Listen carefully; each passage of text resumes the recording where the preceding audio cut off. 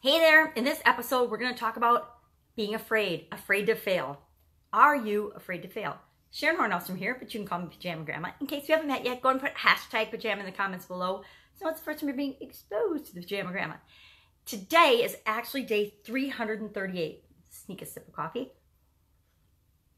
Of what I like to call the daily scare share. So for 337 days already, we have gone through in this little journal type book called Do One Thing a Day That Scares You, and done a little task or challenge or exercise or quiz, whatever the activity was in the book on that given day, to stretch our comfort zone. Move us toward what it is that we want, whatever it is that we want, whatever it is that you want, whatever it is that I want. That's why I've been doing this book. I hope you've been doing it along with me. If you haven't, guess what? They're all out in the universe. They're all out on Facebook Live. If you message me, I can actually set you up in an autoresponder that will send you one of these every single day so that you can stretch your comfort zone too. I will admit, beginning of the year, I was living in a major R-U-T, rut. Super big rut. You know, they say a rut's just a grave with the ends kicked out. And I was definitely going through the motions of my life and doing that.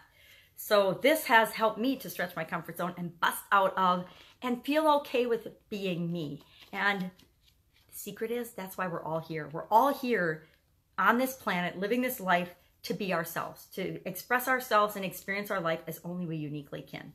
So stretching our comfort zone is a way of helping us to do that. Today is a sayings day, and it's really cool because I can actually read it today without my handy dandy magnifying glass. I can't read who it's by, but I can read it. It says, don't be afraid to fail, be afraid not to try. Don't be afraid to fail, be afraid not to try. Now, I like to believe that there's no such thing as failure. There's stuff we do that doesn't work out, and then so we just do something else. We try something else. But you can't fail unless you quit. And sometimes we'll choose to not do things anymore. Sometimes we'll choose to quit. I had to quit playing tennis. I had to choose to stop playing tennis. I can't see out of my left eye, and I need a magnifying glass to see out of my right eye. So my tennis game went downhill pretty fast.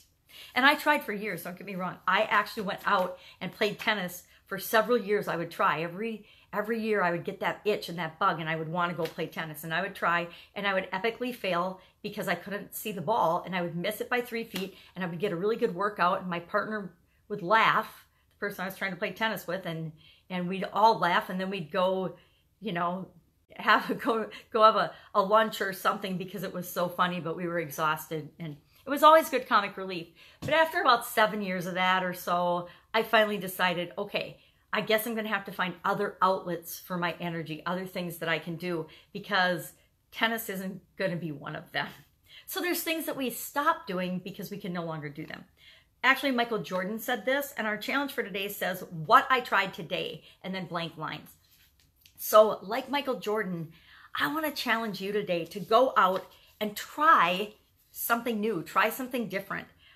I'm really excited. I had a lady reach out to me today, and she wants to feature me in her book and in a project that she's doing.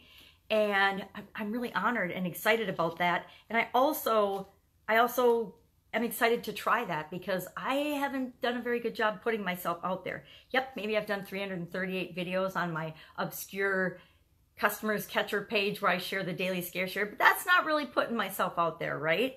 So I'm afraid, I admit it right now, I am afraid to put myself out there more.